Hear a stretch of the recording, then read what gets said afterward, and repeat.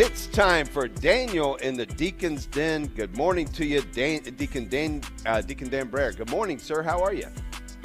Good morning, Dave. Doing fine. How are you this morning? Doing fabulously well. Thank you very much. Hope you'll be able to make it out to see a little roasting, a little fun roasting of Father Eric Schild on Thursday, May the 7th. I can't imagine anybody actually poking fun at Father Eric. I know. It's hard to imagine. He's going to poke back a little, he says. So only his friends. He picked out those who are going to be up there with him. Oh, he picked out everybody except Mr. Ron Finn, who seems way too excited about this. So I don't know that's right. about that. Well, and Deacon Joe Malenfant is chomping at the bit. He can't wait to get up there. And of course, he's been waiting for years. Oh yeah. We know that deacons love to. They've got a lot of things to do, but one of them is to kind of tweak the pastor a bit. That's right. That's right. And unwritten rule there. Yeah, that's part of the love they have for them, right? So we talked about in the past couple of weeks the role of the deacon being liturgical, of course, and preaching the word, but also through sharing charity, through acts of charity, but also just sharing love.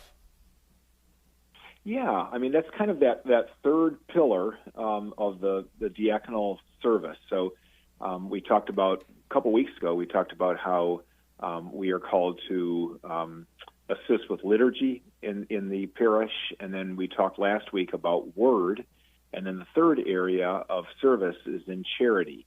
And I want to talk about that a little bit this morning, because that's kind of the heart and soul of what we do.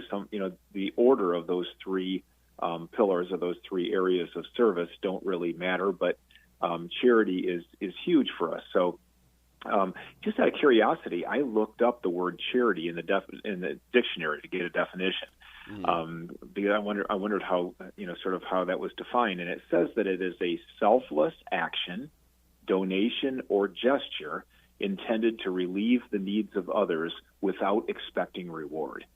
So there it is, a selfless action that we are not expecting reward.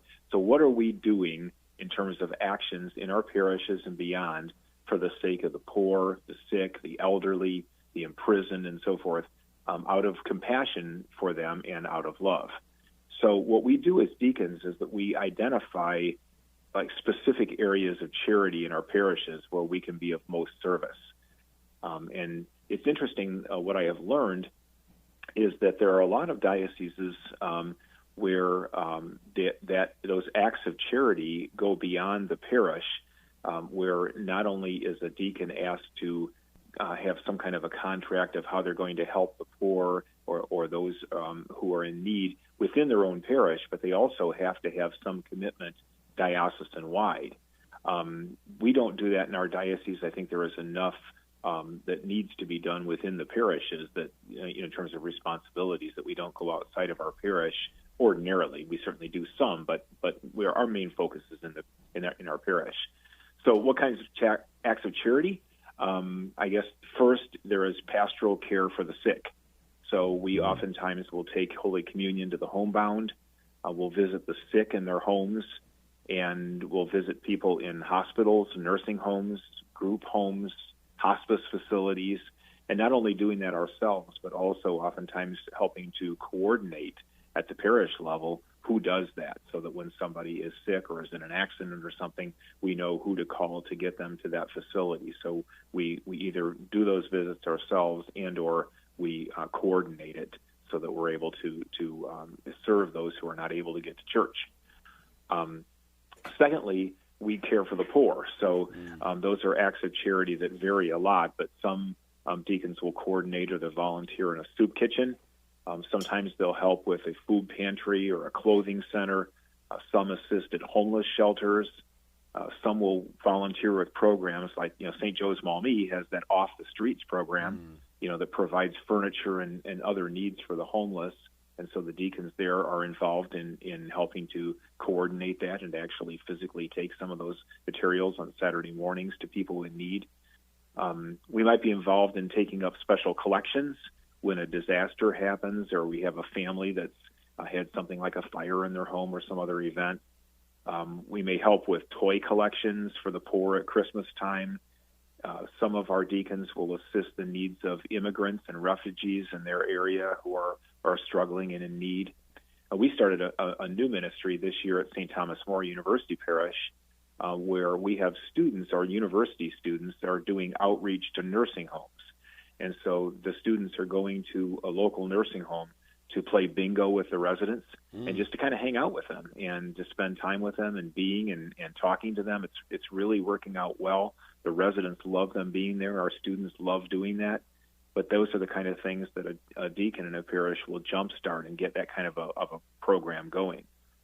Another ministry of charity would be volunteering at correctional institutions. So we have some deacons in the diocese that are doing prison ministry, and they'll run Bible studies, they do services, they visit, counsel those who are imprisoned.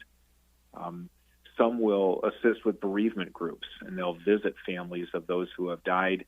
They'll plan funerals, preside at funeral vigils, committals at cemeteries, preaching at a funeral, whatever it is that is needed to help those who are grieving the loss of a loved one.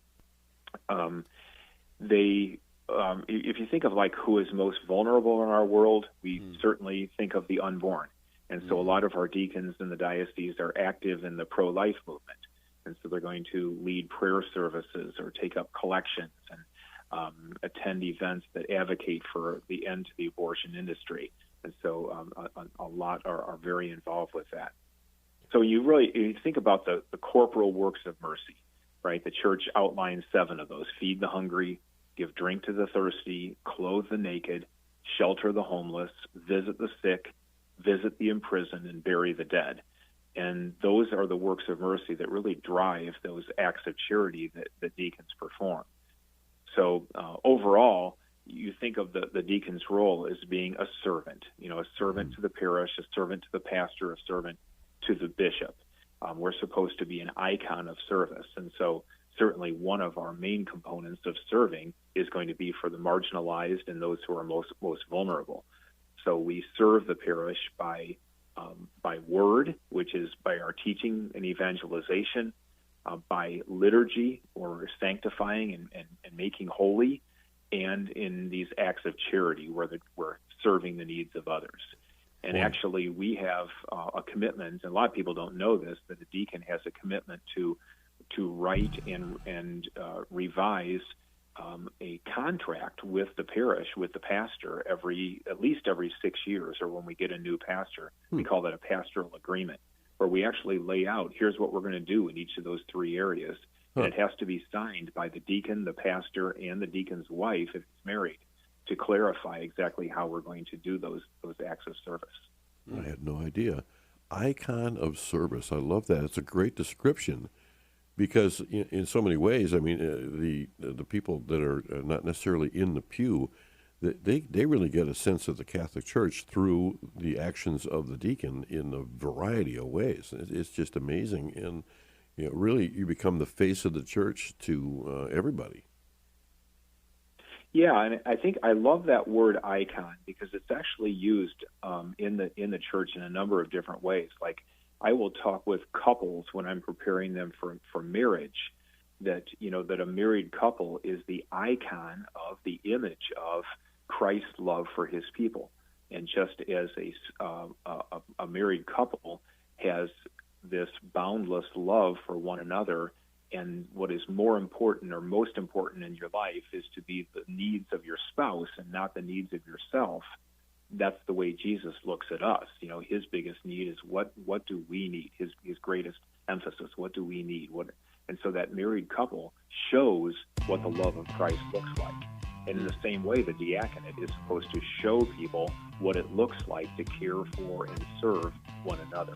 So that icon of Christ the servant, is our focal point. And no doubt that what Deacon Joe Malenfant will be doing with Father Eric is an act of charity because, quite frankly, it's a fundraiser for Annunciation Radio. So we look forward to him both being charitable in a funny way with Father Eric and charitable with us here at Annunciation Radio. So hope you can be there to join us as well and laugh along, Deacon Dan, and correct him if you must because, quite frankly, we know that that's part of your job too. So. Of course. Yes. Deacon Dan Brahier, thank you so much. Thank you.